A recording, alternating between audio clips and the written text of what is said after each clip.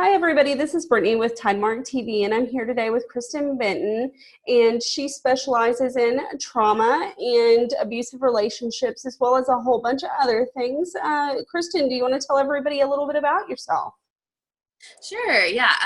I work at Sharp Wellness and Counseling, where we're currently in Allen, and see folks from all over the Metroplex, really. And my particular specialty, although I see a lot of different types of people and issues, but if I had to nail down a specialty, it would be the trauma and abuse. I see mostly women, but I think that's only because women are more likely to go to counseling, especially when it comes to trauma and abuse. So not that it's not happening to men, but women are more likely to seek out counseling. So I see a lot of women dealing with trauma and abuse, and depression and anxiety, of course, always goes hand in hand with that. And also grief and loss is the thing that I see a lot too. So I guess those would be the main things. I also really do love seeing couples for premarital counseling. That's one of my favorite things to do. Awesome. Thanks so much for sharing a little bit about yourself. So what specifically got you interested in trauma and relationships and abusive relationships specifically? I kind of fell into it accidentally, I think. I had taken as an elective during grad school, I took the psychology of trauma, violence, and abuse as my elective over sexuality. And I can't remember what the other option was, but I just thought like that was probably, I don't know why, I just had a feeling that was going to be necessary more than some of those other things in my work. And I'm really glad I did, because I don't know what it was, if it was just like the universe sent them to me, but I started just getting a lot of clients dealing with that. And so from early on, like even in my intern years, I was seeing a lot of really mostly women dealing with abuse and trauma, and some currently in abusive relationships and deciding what to do, and then some who had already left and were trying to rebuild and basically figure out who they were again. So I just started getting a lot of experience, and that's kind of how I ended up there, I think. Cool. And so, some of the clients that I see when they first come into my office, they have, of course, a lot of depression and a lot of anxiety, but they don't really recognize that they're in an abusive relationship in the beginning until like we start to get to talking anymore. And I start saying, hey, you know what you're experiencing isn't normal. And so I was wondering if you could speak a little bit about what is abuse and what does it look like for folks who may not be aware. Yeah, it is hard for some people. If you don't have the training to identify what could be abusive.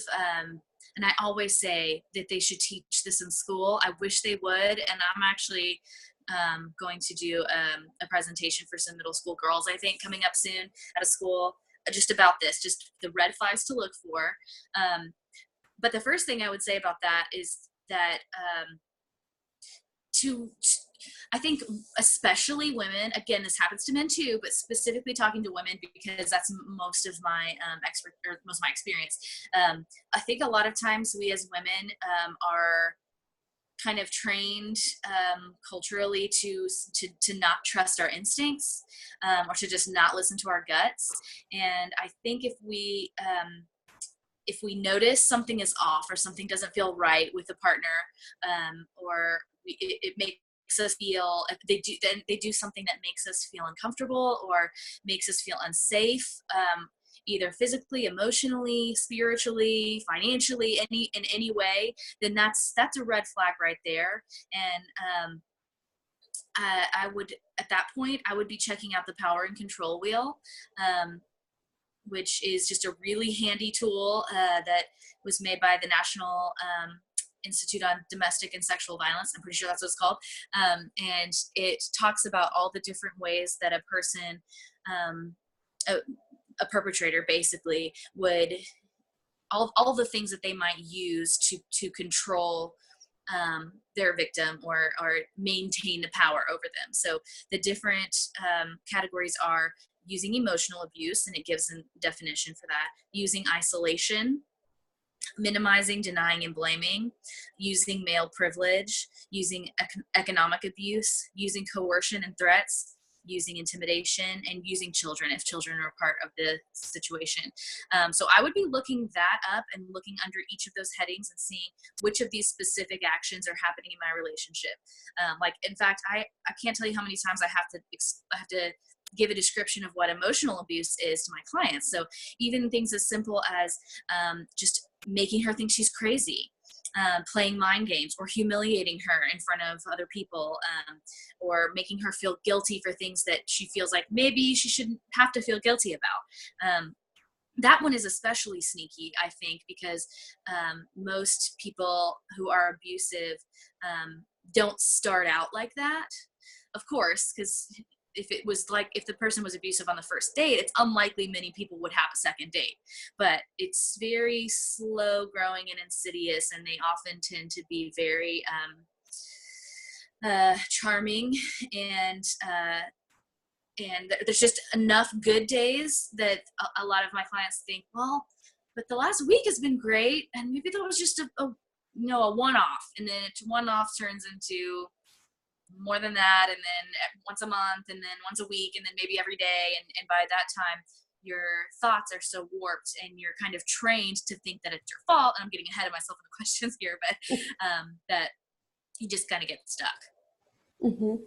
Okay. And so, like, for emotional abuse, I was wondering, could you flesh that out a little bit more about, like, what an example might be if somebody's making you feel guilty, or if they're just making you feel like you're less than? Yeah. I guess I would say if your partner makes you feel like, or sends you the message basically that when things go wrong, it's your fault, or like even things that are outside of your control, like our plans got changed for this weekend because of weather, and we can't go to this event we had planned. If you get in trouble for that, and you feel like it's your fault, even though you can't control the weather, that's one example I've heard. If you constantly feel responsible for the happiness of your partner, and like you're never good enough, or they're never satisfied with you, or they're always putting you down in ways like that, that's a big indicator of emotional abuse. Of course, the obvious ones are name calling, swearing, throwing things either at or around the person. Those are all intimidation tactics that kind of count as emotional abuse as well. Mm-hmm. And I can't tell you, like, how many times with my clients too, I've heard them go, oh, you know what, if you continue to keep doing this, the kids are just going to be so disappointed in you and think that you're like a failure as a mom or as a dad. And then they'll also, one of the other common things that they tend to say is, somebody will come along and they might like give them a sideways glance or a second look because maybe some stranger found them attractive, or they stopped and flirted, and they'll blame that on the other person, even though they weren't even encouraging that kind of behavior at all. Oh yes. Jealousy can be a big part of that. And just accusations that are completely unfounded. That happens a lot of times too, to the point where it becomes really gaslighting, and then the person who's being emotionally abused really loses kind of a sense of reality and has to check in, and that's what I would recommend, is check in with friends, check in with family members, go see a counselor, and get a reality check about, like, okay, I was made to feel like this is my fault. Or is this a normal thing that happens in your relationship? I would check in on that kind of thing. Yes, that's really good advice. So let's say somebody comes along and notices these red flags that you're describing, and they decide they want something different in the relationship. What are the options that they have available to them so that they can, like, try to exit the relationship or change it as quickly as possible? Yeah, if someone is deciding to leave an abusive relationship, I think that it's really, and this also depends on the level of violence that's happening, and the level of control. Like, if you're married and there's physical violence happening regularly and your life is in danger, then you want to have a much more specific and detailed plan.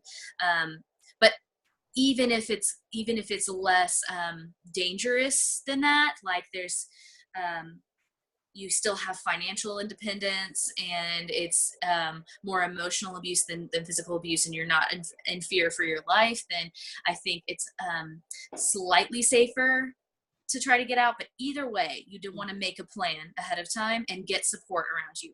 Get your community, get your friends, get family members, have them prepared to help you. Preferably, if you're having to move out, by the way, and have people around to help you do that so that you're not alone with the person. Preferably do that when they're not around, if possible, because we know statistically that the 2 times in a person's life when violence tends to escalate in an abusive relationship are when a woman gets pregnant or when she tries to leave. So this is a particularly dangerous time. So having support, probably not telling them where you're going. And that's a thing that I hear a lot of times is like people feeling guilty about that. Like they want to leave, but they feel a sense of responsibility to their partner, and they feel like it's unfair of them to just leave and not tell where they're going. But honestly, it's a safety issue a lot of the time. So you do not have to feel guilty for not sharing where you're going, especially if your life is at risk. Mm-hmm. And I like to tell folks too that a lot of what they're feeling when they say they're feeling guilty is just because they're uncomfortable with this idea of freedom that they have and making their own decisions, because for so long that's been taken away from them. Exactly. Yeah. They've, in a sense, been brainwashed. And my clients hate that word. But sometimes we have to look like at reality and recognize that their complete thought process has been taken over by someone else. And that's the especially scary part about it, because they learn to basically abuse themselves in their own heads, even when their abuser's not there. Mm-hmm. Yeah, you bring up a really good point. And the other thing that I wanted to say too is when you were talking about bringing people to, when you're trying to move out, bringing them with you because it could be a dangerous time, you also have the option of calling the police, and they will escort you and stay with you while you're there to gather your belongings. So that's another option available in case folks weren't aware. Yeah. So the other question that I have is because I see this a lot with my clients, what tends to make folks return to abusive relationships? There's a lot of things that could make someone return. And in fact, statistically, or at least last time I checked, it's been a while since I looked at the stats, but on average, it takes a woman, and again, really mostly talking about women here being in this situation, takes a woman on average 7 times of attempting to leave an abusive relationship before getting out for real, like for good. And that's okay. It's extremely hard, harder than most people can possibly imagine, because of the things that bring them back. Fear, of course, especially when we talk about like the fact that when you leave could be the most dangerous time for you. Like you could be in fear for your life if you stay away. You know, you could be in a position where your partner is stalking you, or like threatening you if you don't come back, or threatening your family. So there's fear, of course, fear of violence. Could be financial issues. You know, if you have been in a relationship where you've been completely dependent financially, then your options are limited there. And that can be extremely scary. Also, there's the guilt factor. Again, that guilt is a powerful force, because these people have been trained to think that everything's their fault and that everything is their job, their responsibility to take care of the abuser. They also often have a belief that they can't do any better, or that there's nothing better out there. Or, I mean, and that thought or that core belief could sound 100 different ways about like, oh, well, by the time I'm 35, all the good ones are already married. This is all I can get. Or, you know, and sometimes they think, well, being with someone is better than being with no one, which is not true in every case.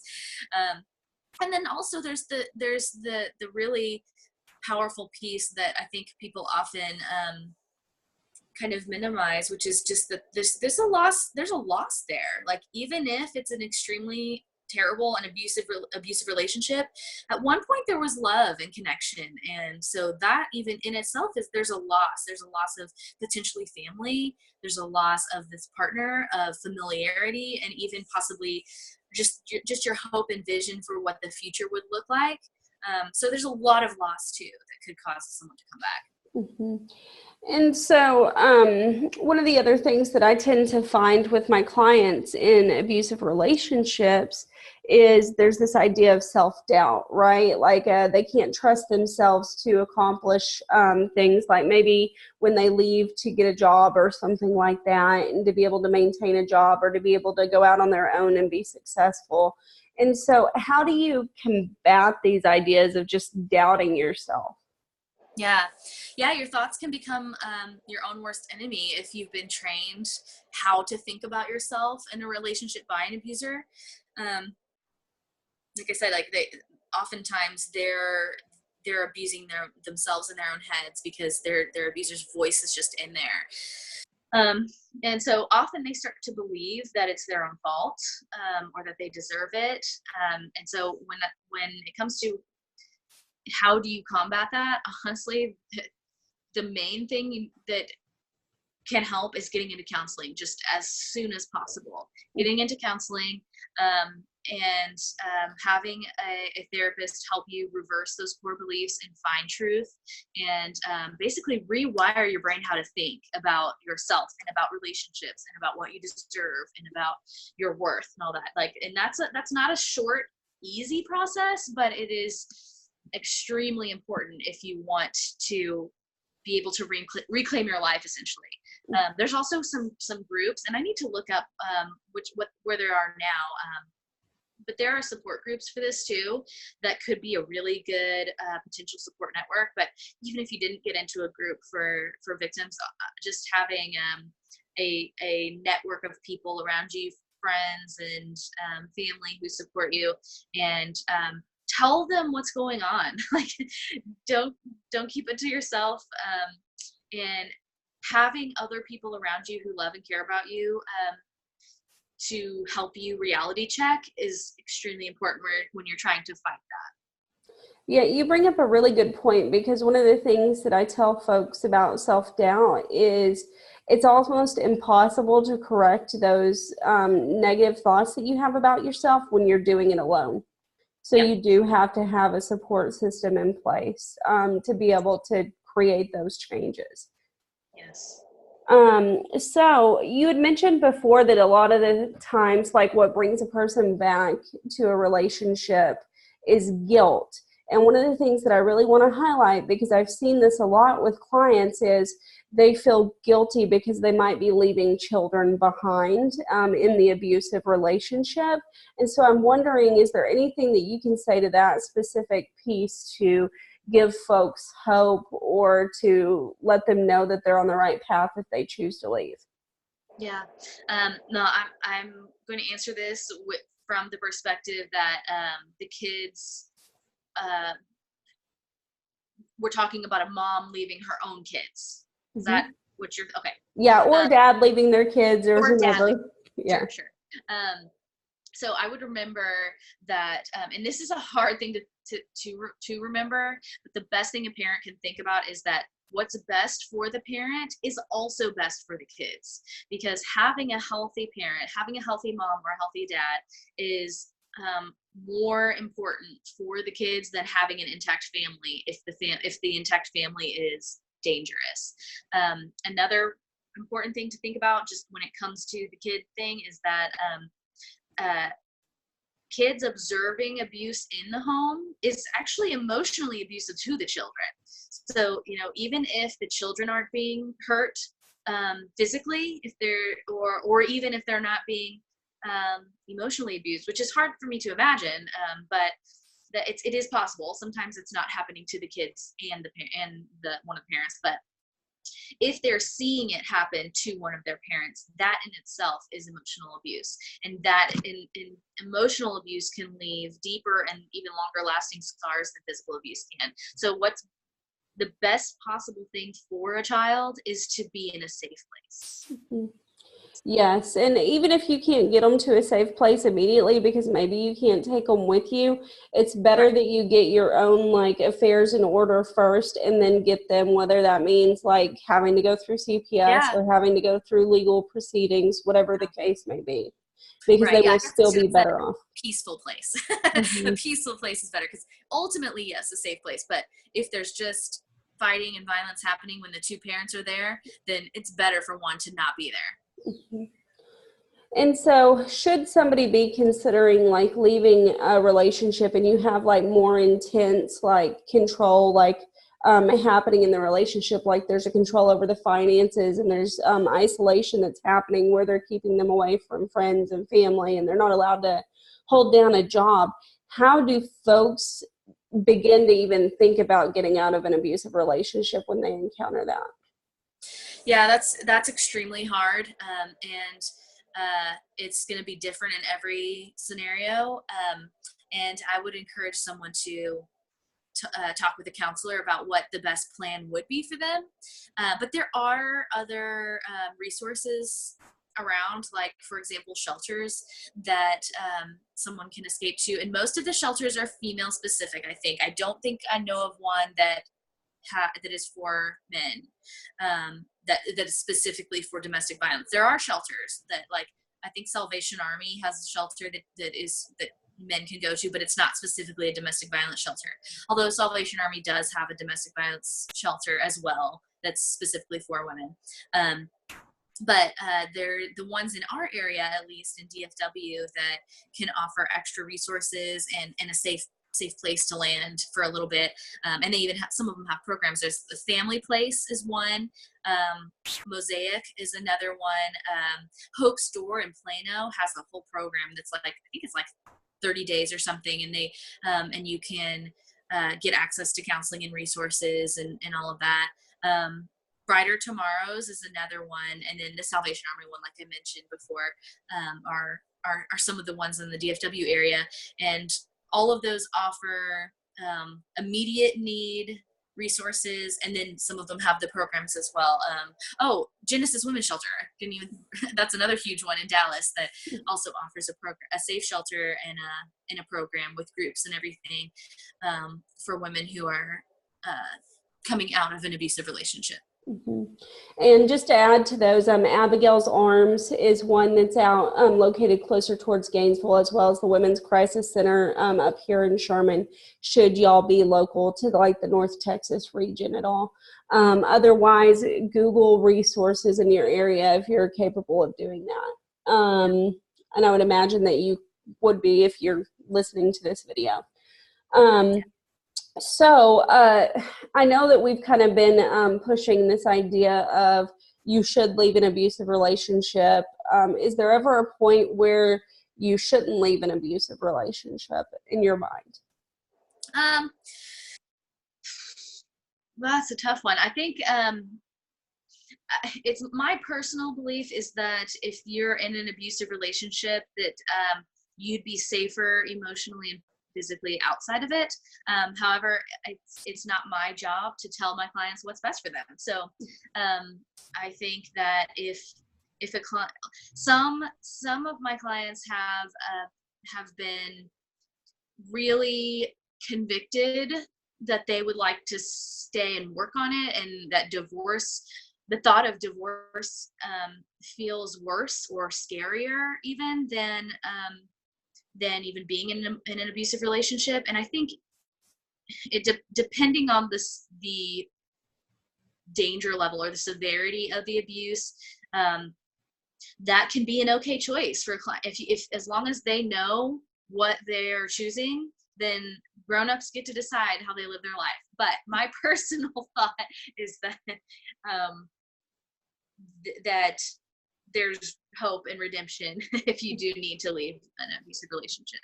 And one of the things that I'd like to point out too is if you're on the fence about choosing whether you should leave or stay, you can always work on a relationship and be separated at the same time. Yeah. There's nothing that says that you have to be in the same location as that person to try to work on your relationship. Yeah, that's true. So the last thing that I really wanted to like point out to folks is, because I know that there's going to be some folks who are listening who are going to be like, you know what, even after all of this, I still don't believe that I deserve anything better. And what I want to point out to folks is that everybody has like basic rights, right? They have a basic right to have food, clothing, shelter, to feel like they belong somewhere, and to feel like they're loved. And so if you're not feeling those things, then you're not getting your needs met. Yeah. Yeah. And so with everything that we've talked about today, Kristin, is there anything that you feel like we need to add just so that folks can be aware of anything? I guess the thing that I would say is that, especially with how we talk about this, because we have so much experience, you know, seeing people through this and everything, and you know, condensing it all into this podcast, it does seem like there's a sense of urgency, maybe to make a decision or to choose to leave. And truly, there really is no right or wrong path in this scenario. That it's more about what works best for you. You know. So you are being true to yourself and honoring your own needs if you're doing what is best for you, and no one else really can tell you what that is. That includes your partner, but also even a therapist too. So if you do what is best for you, disregard the thoughts and feelings of others, then no matter where you are on that spectrum of like that it takes an average of 7 times to leave, or you just never leave, then as long as you are doing your best to get your needs met and be true to yourself, then I think that's okay. Yeah. So thank you so much for being here and just sharing your like knowledge with us today, Kristin. So if folks were wanting to be able to work with you, how could they find you? Yeah, you can find me at sharpwellnessandcounseling.com. And my email is Kristin, Kristin, at sharpwellnessandcounseling.com. Perfect.